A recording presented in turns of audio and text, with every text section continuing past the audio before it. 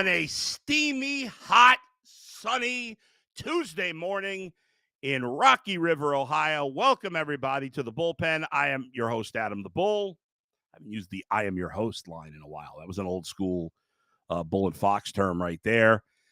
Thanks to everybody for joining me today. If you're watching this later in the day, well, that's okay, too. I appreciate it. And we are brought to you by Bet Rivers. If you're not using the Bet Rivers app, if you're not using the Bet Rivers website, you're missing out.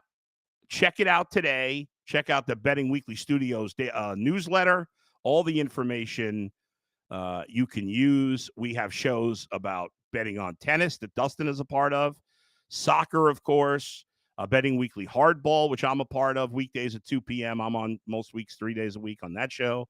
Betting Weekly Fast Break about basketball, 3 p.m. Eastern. So if you're looking for an edge, if you're looking for something extra, check out all the Betting Weekly Studio shows as part of the Bet Rivers family. Lot to get to today. Coming up in a little bit, did the Cavs actually come close to trading Darius Garland as part of a deal for Kevin Durant? And the Guardians come back home winners of 4 of their last 6. But we begin with the calm before the storm. And that calm is the rare quiet time in the NFL. At this time of year, most people are on vacation, including NFL players. It's a time to get away. It's a time to take a break. It's really the only time on the calendar from the end of, mini camps, off-season activities, which, about a week ago, depending on the team, until the start of training camp in a few weeks, where really it's the only time where the NFL doesn't bully the other sports. Yeah, there'll be a story once in a while that will pop up, mostly off-the-field stuff that's not good news, like for, the Shedeur Sanders speeding, which for some people has become a national tragedy.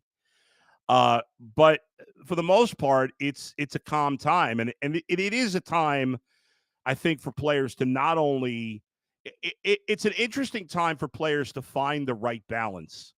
As a professional athlete, which I would know, I say I know nothing about it because obviously I'm not a professional athlete, but I've spent probably more time around professional athletes than the average person, certainly. And I could tell you that it's an important time for football players. Let's talk football specifically, to find some balance in their lives. But it's a tricky thing. For all the money that is flying around the NFL as the cash cow that it is, and 32 owners who are multi-billionaires, except for maybe Mike Brown. The players outside of the quarterbacks and the superstars at the other positions have a tenuous life when it comes to the NFL, right? If you're a bottom of the roster player, which is a lot of players, we think of all the superstars because those are the guys we talk about, the big name players, even the good players. But there's at least, 600 players in the NFL, give or take, that are fighting for jobs every year, that this game could be their last game, that if they don't make it through this week, they might not get a pension or health insurance for their family. It could be the difference for 600 players between, how much you're going to have to work after, or what kind of position will your family be in, or what kind of job you might have to get. And I don't say this to make you feel sorry for NFL players. That's not my intent. But sometimes I think we look at players, and we've all been guilty of this, certainly myself included. We look at players as pieces on the chessboard, and they're human beings just like us, right? They got to make a living. And yes, there's a good chunk of those players that are set for life as long as they're a little bit smart with what they do with their money. But the rank and file players, the players that made a good living for a couple of years, but not enough to be set for life, which is the majority of NFL players, including 2 I know very well in Dustin Fox and Tyvis Powell. These guys they were fighting for their jobs. They were fighting for their pensions. They were trying to make it through one more week. And fortunately, they both did play just enough to get to those milestones to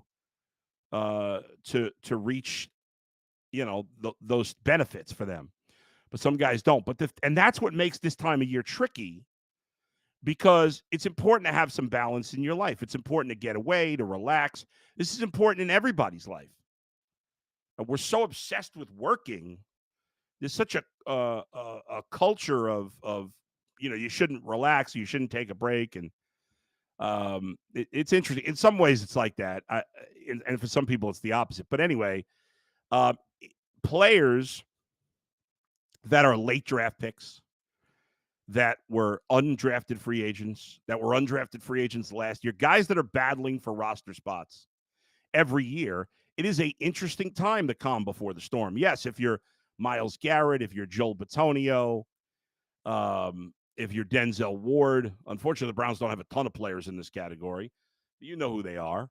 If you're a player who's secure in the NFL landscape, then this is a great time to just get away from it, right? You take a month, you relax. Obviously, in this day and age, unlike when I was a kid, players got to stay in amazing shape. So it's not like Myles Garrett is sitting there eating ice cream and chips every day.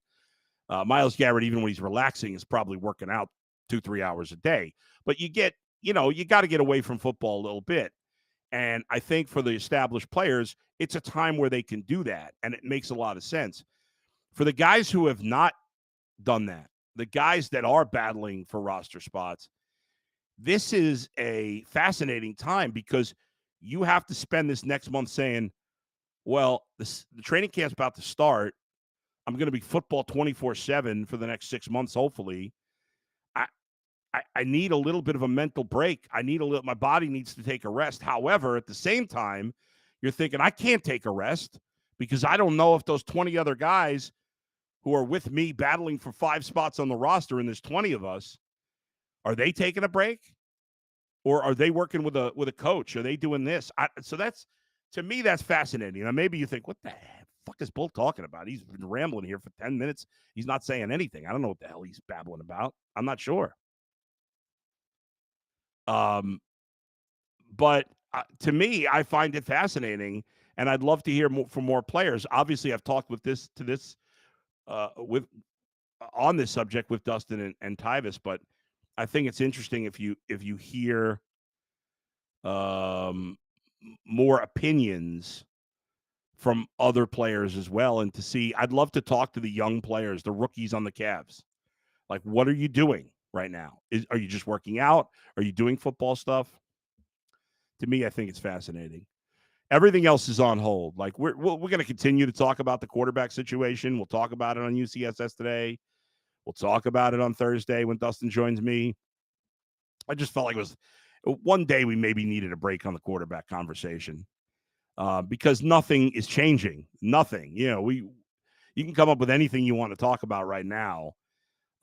There is nothing changing about the quarterback situation now. Not speeding off the field, not anything. That's not making a dent into who's going to be the starting quarterback for the Browns when they get on the field when the season starts in 2 months and change. In terms of when training camp begins, it's going to be an interesting training camp for the Browns, because they're going to be on the road twice. They're doing 2 scrimmages, 2 joint practices with 2 teams, both on the road. So usually we see the Browns a lot in Berea, and there's a lot of opportunity for fans to get out and see them. But this year that will not be the case, because they'll be on the road a lot more. The Browns rookies report to training camp on July 18th. So that's 24 days from now. My math is correct. And then the veterans report on July 22nd. So, I mean, it's right around the corner. July 22nd, I think it's 4 weeks from today. Somebody help me with the math on that. Let's see. Exactly 4 weeks from today. Let's go to my July calendar. July 22nd, month. No. Yeah, 4 weeks from today. That's when training camp really gets going. But the rookies report, so you got a month here.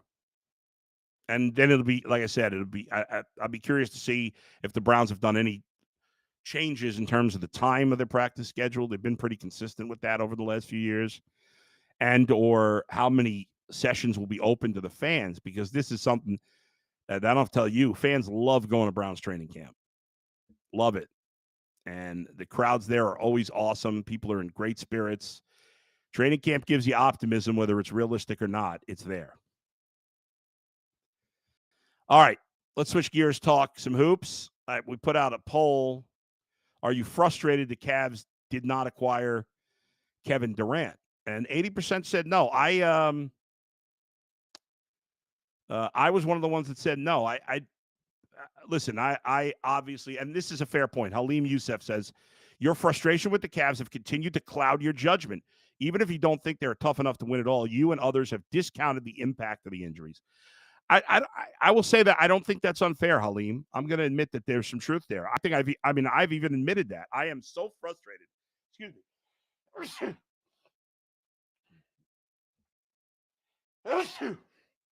I am so frustrated with the Cavs that I think is right.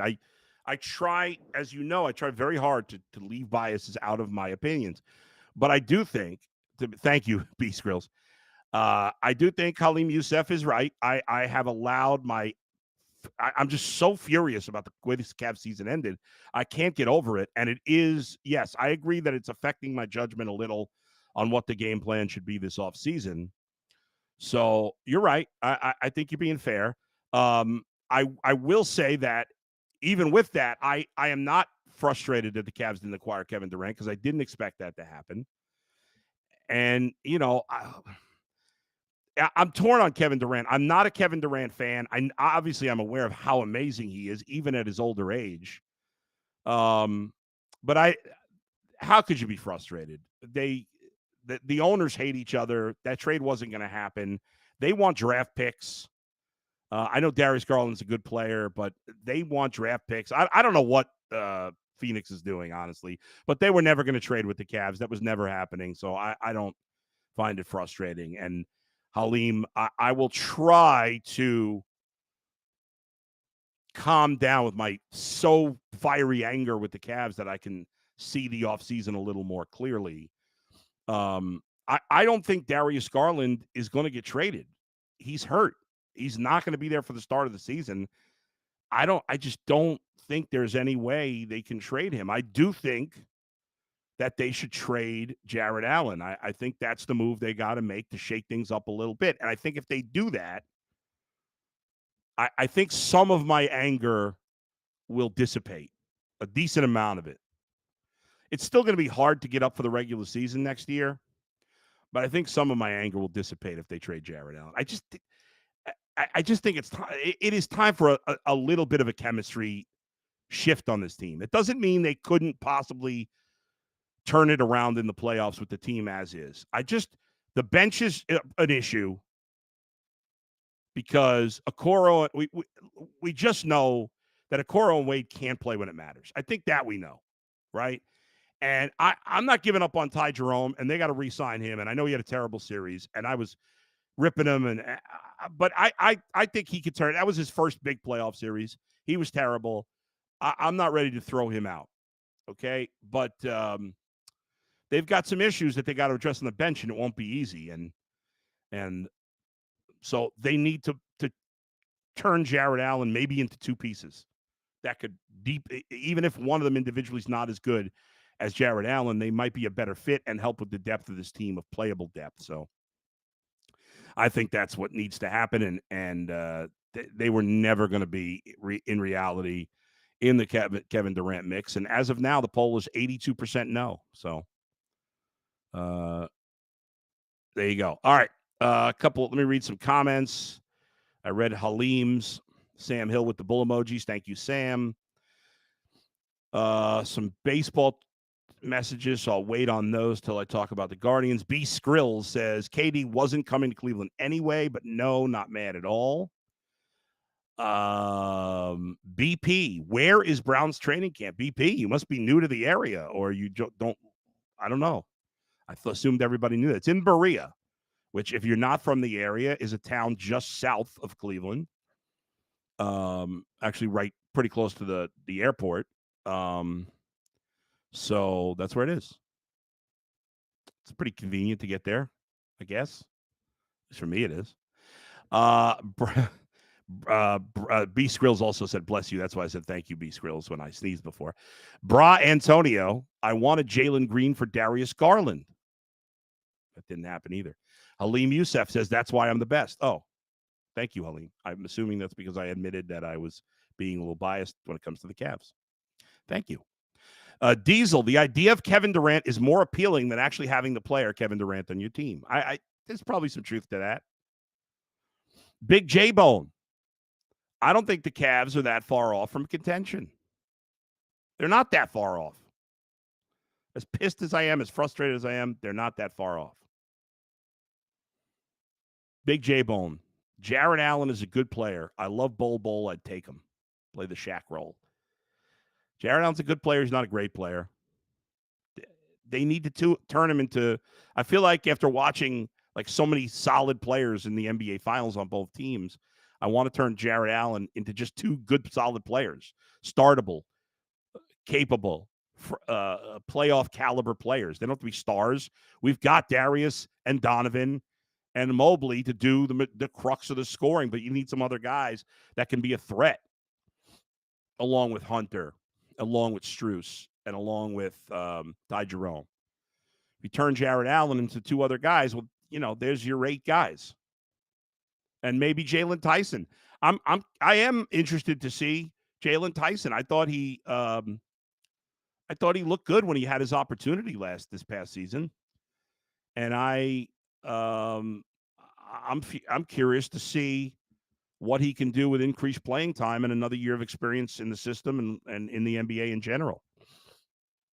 So, yeah, that has me interested. All right. From the Browns to the Cavs to the Guardians. Guardians are at home after their long West Coast trip. They begin a 3-game series and I believe a 6-game homestand, with the Blue Jays tonight.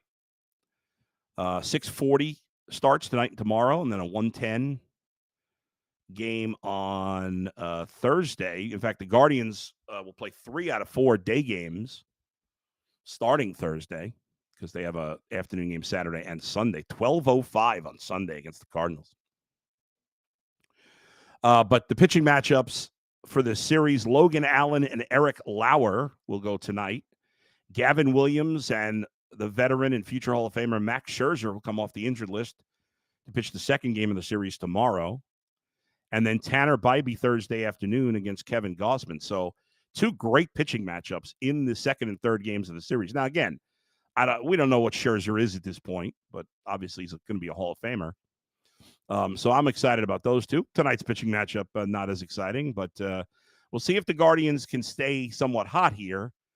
They have won 4 of 6 after falling to 500, getting swept by the Mariners. They were a 500 team. They've won 4 of 6 to move 2 games over, but in that 6-game stretch, they have not scored a lot of runs. They've won 4 of 6, but they've scored a total of 16 runs in those 6 games. I mean, that's less than 3 runs per game. Not easy to win 4 out of 6 when you're averaging less than 3 runs per game, but it is what it is. And we know they continue to struggle offensively, but the pitching has been so good lately that they've been able to overcome. However, Toronto, St. Louis, the Cubs, the Tigers, the Astros, those are the next 4 series. Those are all teams that are at least decent, and many of them are very good offensively. So it'll be a major challenge for their pitchers to see how they can do against some really top hitters. By the way, things could change, but as of now, when the Guardians play a week from today at Wrigley Field, they'll be facing Matthew Boyd, who, of course, finished the season with the Guardians last year and pitched very well and is pitching very well from the Cubs. So that'll be an interesting matchup, too, especially because he's a lefty. For the Guardians, if you look at the standings at the moment, obviously they're very far behind in the division. 8.5 games behind the Tigers, only 7 in the loss column, but it's going to be very hard. I mean, the Tigers at the moment are a significantly better team. The Tigers' run differential against the Guardians' run differential is 105 run difference. The Tigers are a far superior team, and they've shown no signs of slowing down. To put it in perspective, the Tigers have played 79 games. The Guardians have played 76. So the Tigers have played more games, 3 more games. Both teams have allowed the same amount of runs, 309, which is, a pretty good number. That's the only teams that have given up less runs in the American League are the Yankees, the Rays, the Royals, the Astros, and the Rangers. So it's pretty good in terms of run prevention. Now, the Tigers is better because they've played 3 more games. But you're like, okay, well, both pitching staffs have been pretty equal at giving up runs. Well, look at the other side of this. Runs scored. The Guardians have scored 286 runs this year. The Tigers have scored 391 more runs. Even if we account for the 3 more games the Tigers have played, the Tigers would still be, 88 to 92 runs ahead of the Guardians. And what's interesting is the Tigers lineup on paper doesn't blow you away. It doesn't blow you away. But a lot of their unproven players have gotten the job done this year.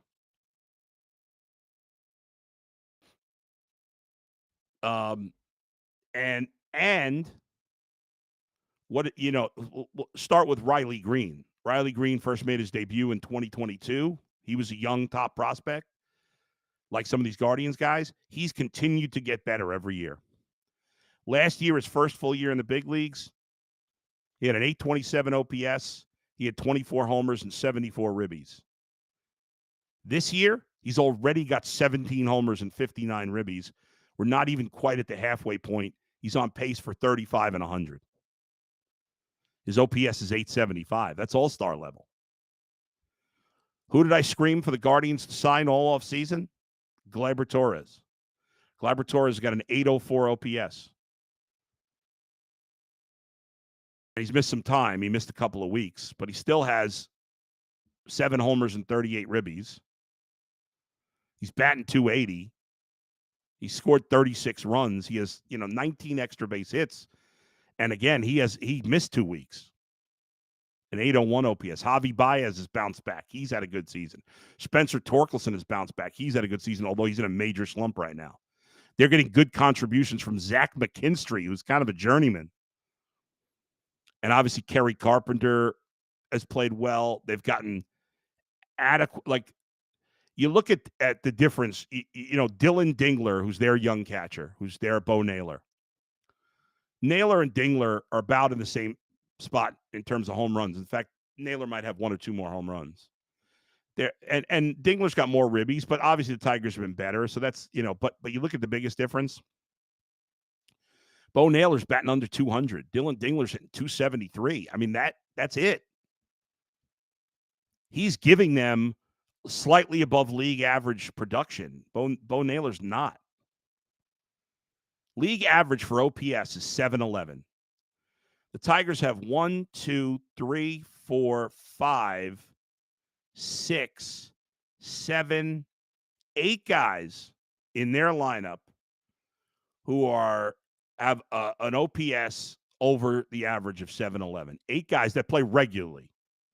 They actually have 1 more, but of guys that have over 200 at-bats. They have 7 guys with an OPS above the average in the league of 711. In fact, they're all, I think, 740 or better.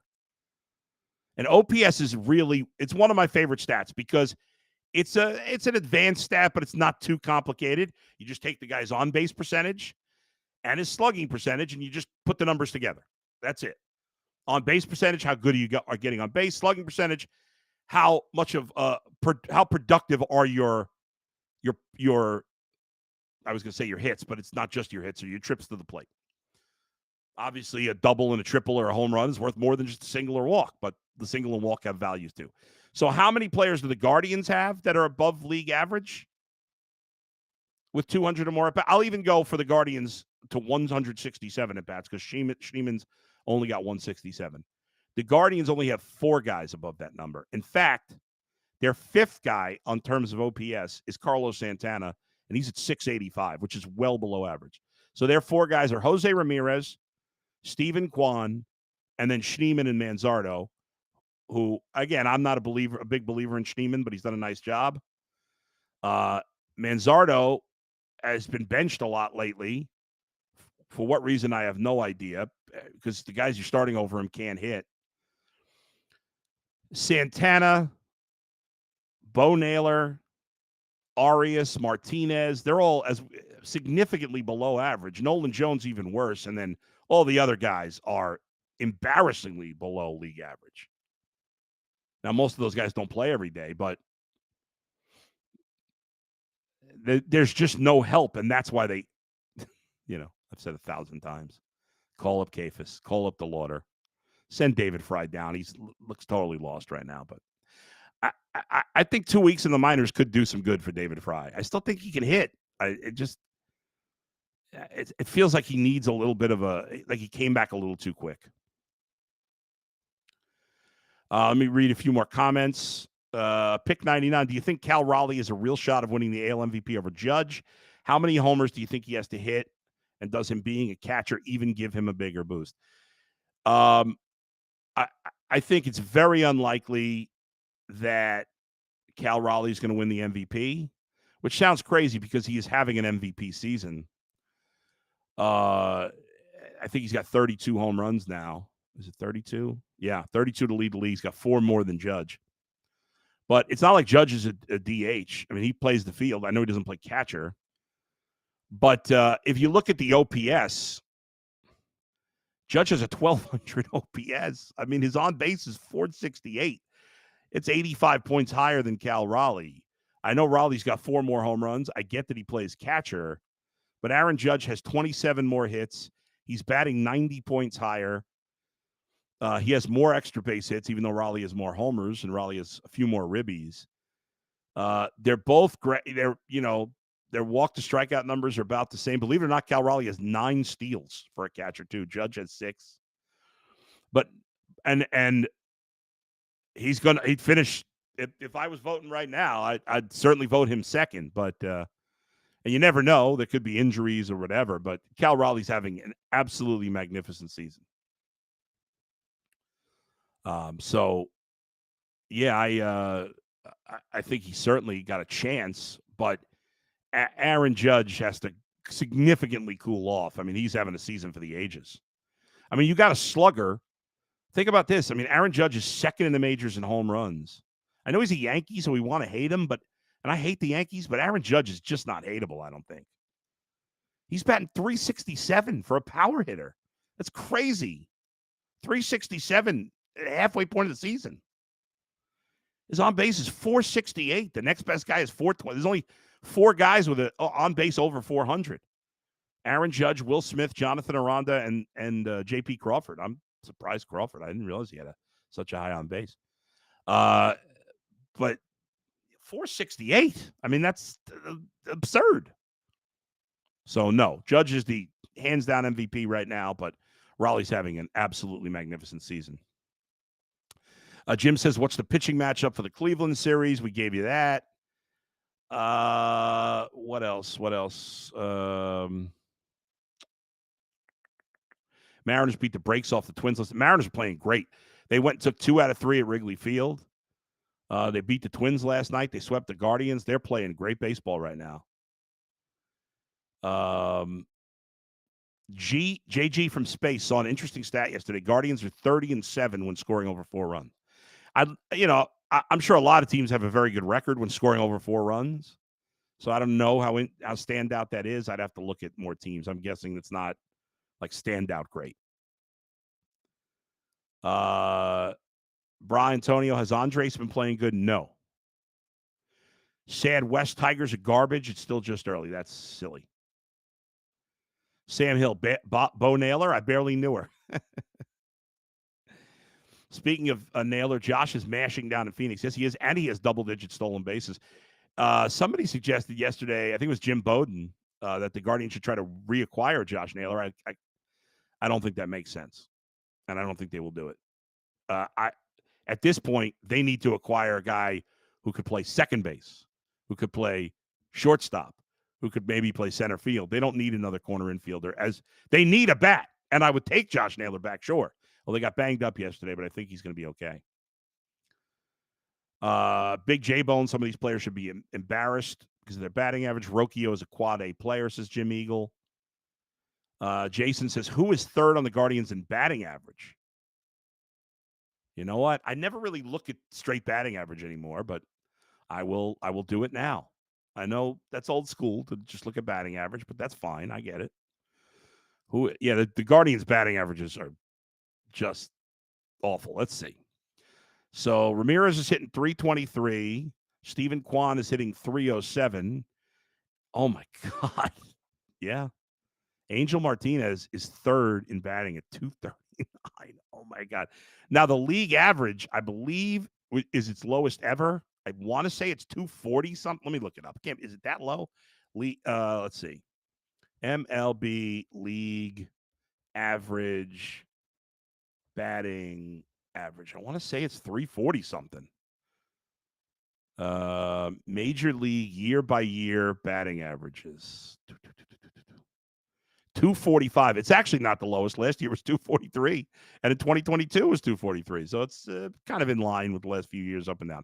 So the average, if you take every major league player, the average batting average is 245, which is pathetic. Let's see what it was in 1984. 1984 was 260, which I bet is lower than a lot of you thought. Let's see. Let me look for the high. In 1999, steroid era, it was 271. That's the highest. 271 was the highest average batting average, I think, in the history of baseball, certainly in the modern history of baseball. So right now it's 26 points below that. So 245 is average, to put in perspective. You still have 245 is average. Santana, 236. Schneemann, 234. Arias, 230. Manzardo, 217. At least you get slugged with him. Nolan Jones, 216. Bo Naylor, 178. I'm going to skip the guys that have, less than 60 at-bats. Rocchio, 165. I'll leave Fry out of this for now. Lane Thomas, 151. John Kenzie, 146. Austin Hedges, 111. 111. Oh, my God. How many times do I have to be right about Austin Hedges for them not to pay him $4 million? I have no idea. Yeah, people just don't care, but Petey Pete says, Bull, watching the series with the A's, noticed how many young guys they're playing. What will it take the guards call up the young guys? I don't know. An act of God? I have no idea at this point. Thank you, everybody, for joining me today. I really appreciate you hanging out this morning. I'll be on UCSS today. I will be back in the bullpen here live with Dustin Thursday at 9 a.m. And I'll be back on Betting Weekly Hardball Thursday and Friday. Until then, I'll talk to you next time. Where else but right here in the bullpen with Adam the Bull, brought to you by Bet Rivers. Thank you. See you guys.